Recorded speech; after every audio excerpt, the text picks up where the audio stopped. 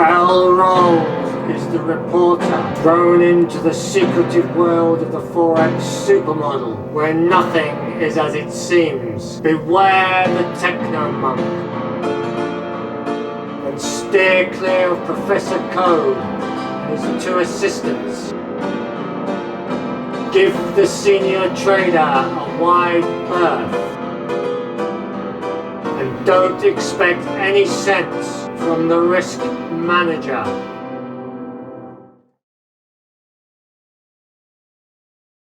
Good morning, I'm Professor Code and this is the Forex Super Model daily briefing for Monday the 29th to the 3rd, 2021. The time is 0500 GMT, Asian session coming to a close, European session firing up, our lunchtime North American session. Right, well, let's make a start then. So last trading day, which was Friday the 26th, we had a negative opposed driver in the yen at minus 233. So we had front and back door flows, mainly going into the pound at plus 176, into the euro at plus 105, and the dollar was the negative rock at minus 48. Activity at plus or minus 281 on Friday.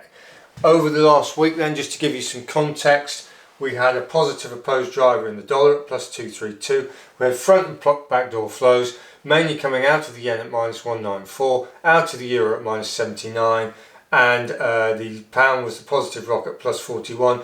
Activity plus or minus 273. So over last week then we had a strong dollar and a weak yen, a bit of weakness in the euro and a little bit of strength in the pound. Right, intraday then, this is what's happened in the Asian session to about 15 minutes ago, Monday the 29th. We've got an unopposed positive driver in the yen at plus 110. No backdoor flows this time, and we've got the bulk of the negative flows coming out of the pound at minus 57, next out of the euro at minus 35, and the dollar is the negative rock at minus 18, activity plus or minus 110. What's going to knock it about then? Well, we've got very light day today, Monday the 29th. Very late on, you've got tier 2 JPY data. Right, tomorrow, Tuesday the 30th, you've got German CPI. That's the main event really. Wednesday we've got China non-manufacturing PMI, GBP GDP, Euro CPI, Biden speech in the US, ADP employment change on Wednesday, which is the precursor to the NFP. So it's NFP week this Friday. Bear in mind that we've got the Easter market holidays as well to think about. We're hearing reports that the cargo ship stuck in the Suez Canal has been refloated, so that's good news. It's called the Ever Given apparently. So that's where we are there. So let's have a look what's happening in the flows in the wider market assets. Our trades have improved from the close Friday. We're back up to about 2,600 points profit in total. Talk about that later. Anyway, let's have a look then. So, what have we got? We've got, this is the Euro full complex 7 pairs. It's strong, except against the dollar and the yen, which are stronger. The yen is strong across the board. The pound is weak, except against the CAD, New Zealand and Swiss. The Swiss franc is weak, except against the CAD and the New Zealand. It's obviously weaker. The CAD is weak across the board. The AUD is strong, except against the dollar and the yen, which is stronger. The NZD is weak, except against the CAD, which is weaker. And the dollar is strong, except against the yen, which is stronger. Right, so what have we got? We've got yen strength, we've got CAD weakness, and take your pick in the middle. So and if you remember the intraday flows, we've got an unopposed positive driver in the yen, which arguably is sort of full risk off, or it's the start of a swing back up. So anyway, let's get rid of this and have a look at the wider asset classes.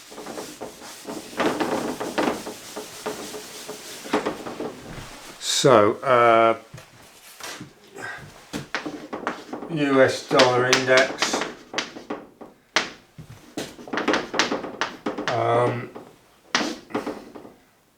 right, so it broke the high, it came back to the previous resistance, and it's now operating just sub high there, second high.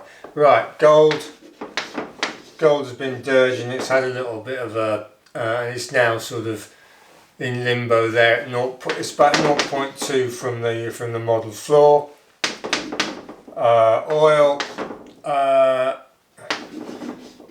Oil sort of looks like that. It's about 0.4 from the high. Wall Street, it broke the high, it came back, and it's now just sub the high there. S&P is basically the same, but it didn't break the high quite as much, and it's now back at the resistance point, previous resistance. So and the tech never broke the high, and it's operating about 0.4 from the floor. Right, US 10-year bond and the bund. US 10-year is operating about there. It's about 0.28 from the floor in our terms. So remember, this is the price, so the yields are quite strong, and the bund is doing similar, but it's 0.45 from the floor. So the price has recovered, so the yields have reduced more. So relatively speaking, US yields are still outgunning European yields. Right, copper. Remember, we had these five pumps. It went back to the second pump, it went back to base camp, it messed about, it's now about 1.75 on the pump. So it's still pretty weak, hasn't really fully recovered. And US steel, I mean, this is from last week because it hasn't altered, but it's basically sold off at the double top, went down, it's now back up to about 0.25 from the high, 0.75 from the floor. So a fair recovery in US steel. Right, just get rid of this and we'll just finish up. A couple of things to notice then. We've got very light data. This is NFP week. We've got the Easter holidays. The ship arguably has been hooked out the Suez Canal, so we're long AUD dollar and we're short NZD against the euro, the pound, the CAD and the AUD. The CAD's quite weak at the moment.